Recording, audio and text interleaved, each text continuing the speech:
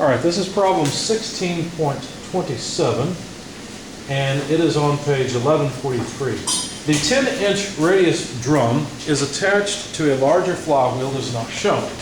The total mass moment of inertia of the drum and the flywheel about point C is 15 pounds-feet seconds squared. Now, notice that those are pretty odd units. You're not used to seeing those. This is just basically a measure of how the mass is distributed around the body. Okay, so that when they write LB for pounds, is that pounds force or pounds mass? Pounds force. If there's no M, it's always assumed that it's force. Okay, this is pounds force foot second squared, and the coefficient of kinetic friction between the drum and the brake shoe is 35%. When the hydraulic cylinder F is actuated, it exerts a force of 30 pounds directly to the right on point B and to the left on point E. Knowing that the angular velocity of the wheel is 360 RPM counterclockwise when F is actuated, determine the number of revolutions executed by the flywheel before it comes to rest. So let me draw the figure up here, and then we'll start to analyze it. So we've got a wheel or disc pinned, there's a flywheel attached to it, not shown as they said. There's a radius of 10 inches on this drum. There are brakes applied, or brake shoes applied. This pivot point up here, labeled what, A, I think, yeah, A, and another one on the other side. The drawing's not too good, but hopefully you'll get the idea. And this one is D. Let me put D over here and A over here, then I can attach some dimensions, because there's basically a hydraulic cylinder that pulls on each side. And rather than drawing the cylinder, I'll just write F equals 30 pounds. On both of these, and just note the positions of points E and B relative to the pivots. Despite my drawing, this is 6 inches, and the distance to the center of the shoe is 12 inches. Similar on the other side.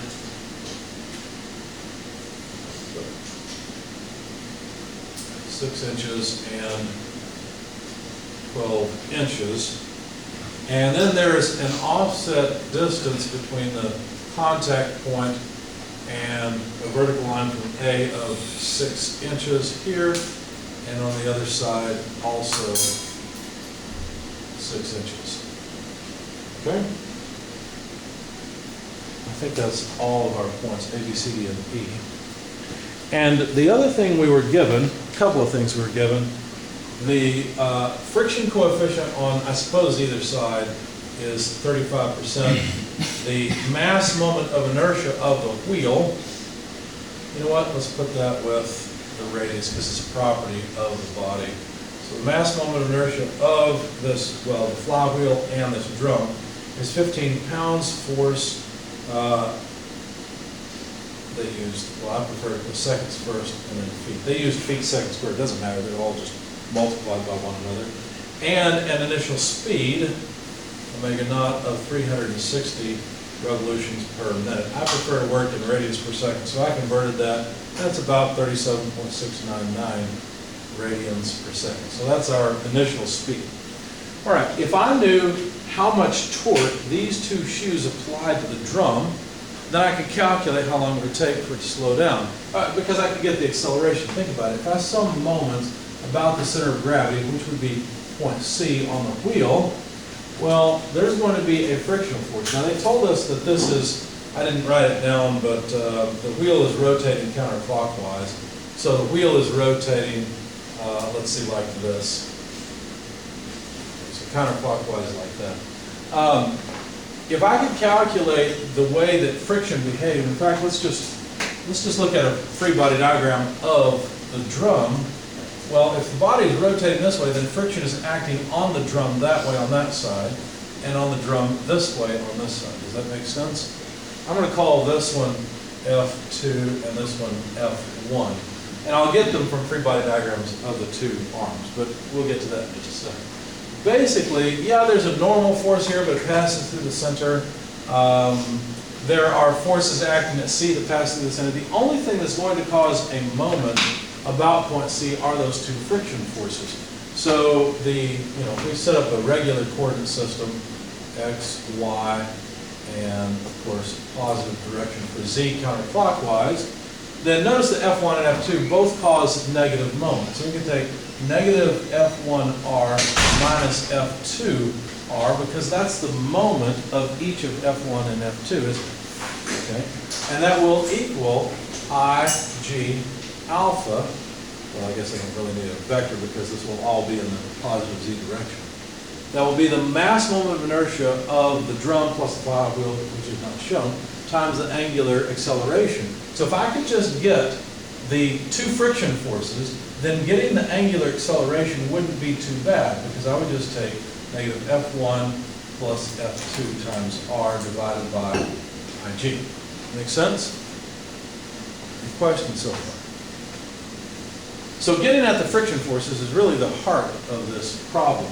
So let's quickly consider the free body diagrams of the two brake shoes, or the two brake arms. Let's start with the left one. So on the left-hand side, we have an arm that looks something like that. And I will choose to sum moments about point A because I think that will eliminate any reactions at A. Yeah, there's an AX and an AY, but I really don't care about those forces. What I care about is the normal force, and I'll call it N1, applied to the brake. There's a force F from the hydraulic cylinder. What else is there? It's also friction. The weight of the thing doesn't matter. The weight's going to be supported in the vertical direction, so I don't really care about the weight. Yeah, it might make a little bit of difference in the moment. I don't know where the center of gravity of this whole arm is, so I'm not going to worry about it. There's also friction. If friction is acting up on the drum, how is it acting on the arm? Down, equal and opposite forces. So the frictional force F1 completes our free body diagram for this left arm. So now if I sum moments about, let's see, let me put it over here. If I sum moments about point A, taking counterclockwise as positive, what should I get from this? When I sum all these moments, what will I get? Let me explain. I can also make a kinetic diagram, and you should know something from the very beginning about the kinetic diagram.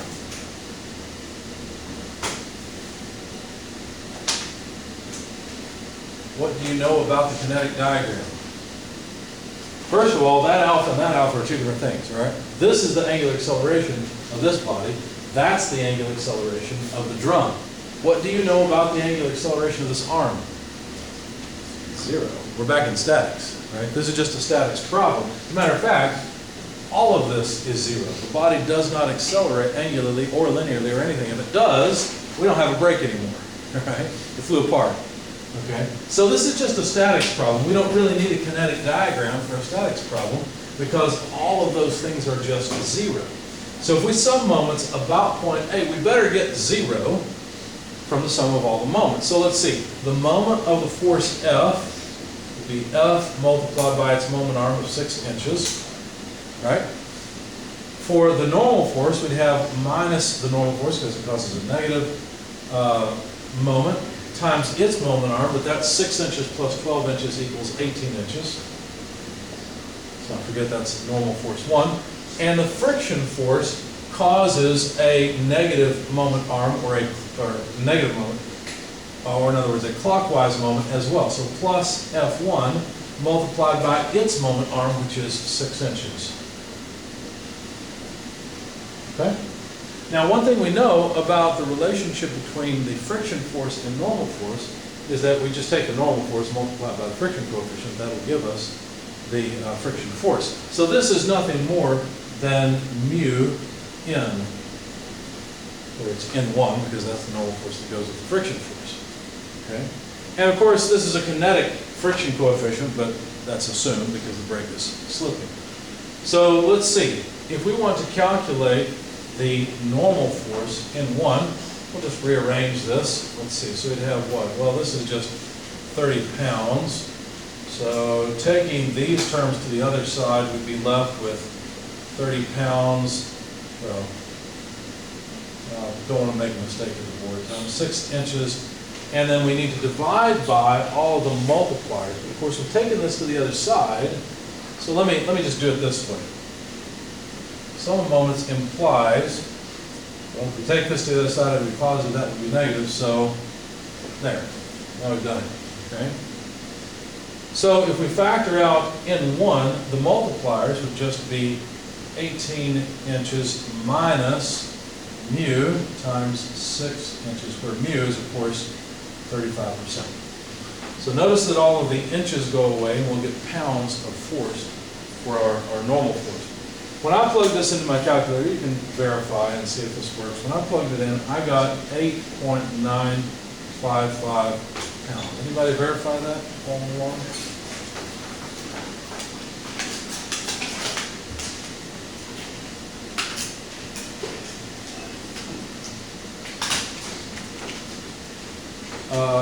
Let's see, wait a second.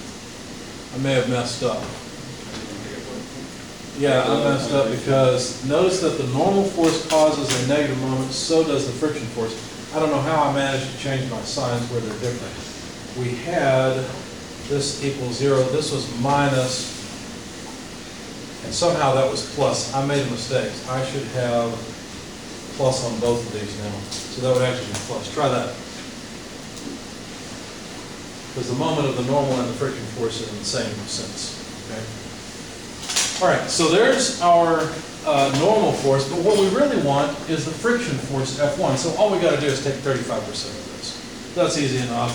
That gives us a friction force of about 3.1343 pounds. So let's make a note that F1 on this side is 3.1343 pounds force. Now let's make a free body diagram for the other arm on the other side. The other arm looks something like this. Your N1's wrong. N1? I don't think so. No, It's okay. If you still have the minus sign, I made a mistake and put in a minus sign there. It should have been plus. My bad. Oh, you're fine. So the other arm is pivot, well, let's get rid of pivot. It's pivoted around point D. We'll have a dx, dy force, and then a normal force on this side. Which direction would friction act? I mean, well, obviously the force from the cylinder acts to the left, but which way does friction act? Up or down on this side? It acts up, because it's going to be opposite how the friction acts on the drum, right? So this would be F2. So now let's sum moments about point D and see what happens. But I guess we don't need any of this. Again, we better get 0 for that sum of moments, okay? Let's see, about point D. Well, F causes a positive moment. Let's see, as it did before on the other arm, kind of interesting. So F times, what, 6 inches, because that's the moment arm from D down to F. And actually, no, this is a negative, isn't it? That's a negative moment, because it's in the clockwise direction. N2 will cause a positive moment, F2 will cause a negative moment. So now the signs on N2 and F2 will be different. So we'll have, let's see, plus N2 times 18 inches, and then minus F2 multiplied by its moment arm, which is 6 inches on this side as well. Okay? That should be it. So now we'll rearrange the equation to come up with the, I suppose we'll do the same thing we did before, mu N2. I guess I could have replaced N2 with F over mu, but I didn't think to do that. So let's see, if we rearrange things, we'd have 30 pounds times 6 inches divided by, taking that to the other side, so all the signs are the same, 18 inches minus 35% of 6 inches, clear, equals N2, just factor out N2. So if we take, well, now we've got a negative sign. I got 11.32 pounds as the normal force on the right shoe. If we take 35% of that, that should give us the friction force on that side of about 3.9623 pounds. Okay. All right, so let's see. Now we've got the friction forces. We were given the moment of inertia, so I think we're ready to go. There's one thing I sort of skipped though. Notice I've drawn free body diagrams, but these are just static free body diagrams. Where's the kinetic diagram and the free body diagram for the dynamics part of this problem? What would that be of? It'd be of the drum, wouldn't it? Let's at least draw that and see what we got. So here's the drum pivoted at point C. So we're going to have a CX, CY reaction force. We're going to have a normal force on the left, normal force on the right, and the associated friction forces F1. Move CX in just a bit so I can fit everything. And F2. Okay? Those are all the forces. I've already summed the moments about point C, noting that N1, N2, CX, CY pass through the center, and so I only have a moment of the two friction forces from the two shoes. Okay? But this is equivalent to a kinetic diagram that looks as follows. We've got our center point C, M, A, Y, M, A, X, and I alpha. So that's the dynamics problem. The body in the center is the dynamics problem. The bodies off to the side are just statics. Okay? All right, so now that we've got all of that, let's get rid of the equation down here. This is the statics equation. And let's work with this dynamics equation. So basically our angular acceleration, well, this one doesn't work any better than the last one. Maybe a little worse. The angular acceleration would be the negative of friction force 1, which I did not write down F2. I just erased it. I've got it here though. It's it's about 3.9623 pounds. And on the lids, there we go.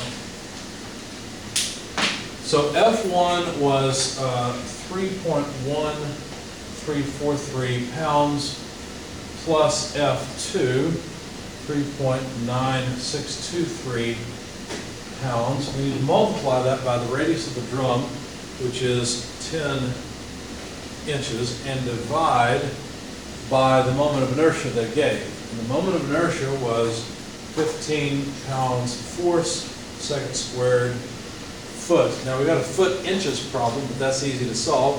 We'll just multiply 12 inches by 1 foot in the denominator. Takes care of all of our length units. And notice the pounds, feet are gone as well. So what units do we end up for angular, or what units do we wind up with for our angular acceleration?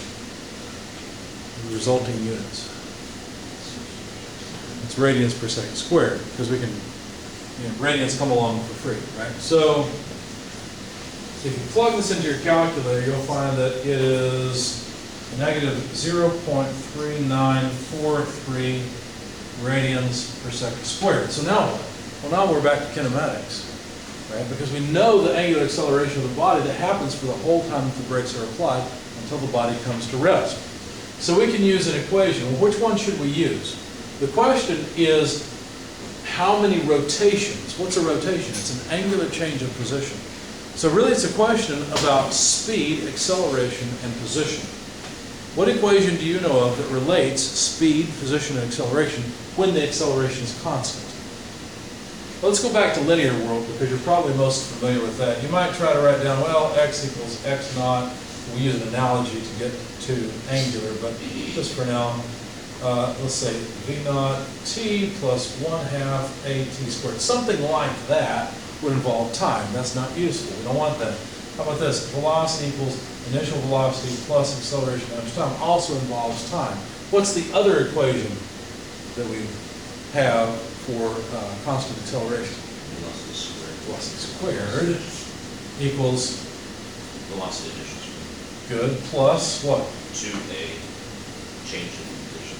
That's right. So by analogy, when we're dealing with angular motion or rotational motion, velocities are angular velocities. Accelerations are angular accelerations, and position changes an angular position change. Okay? So, now that we know the angular acceleration, we can take this equation and solve for some things. Like, for example, the final angular speed that we want is 0. We're saying how long does it take, not how long, how many rotations does it take for this initial speed to come out to 0, given that we're going to accelerate or change the speed of the body. Well, if we rearrange this, we'd have negative omega naught squared divided by 2 alpha equals delta theta. So the amount of rotations required will just be the initial, well, the negative of the initial rotational speed, 37.699 radians per second quantity squared, divided by 2 times the angular acceleration, negative 0.3943 radians per second squared. Okay? When I plugged all of that into my calculator, I got an angular position change, delta theta, in other words, amount of rotation, equal to about 1802.2 radians. Now, if you convert that by, well, how would you convert that to revolutions? Divided by 2 pi. Okay, so there's 1 revolution per 2 pi radians, right? So when you do that, you get about 286.8 revolutions. So that's how many revolutions it would take for the for that body to come to rest. Okay? Any questions? If you made a mistake along the way, please let me know. I see questioning looks. That's why I'm pausing. All right.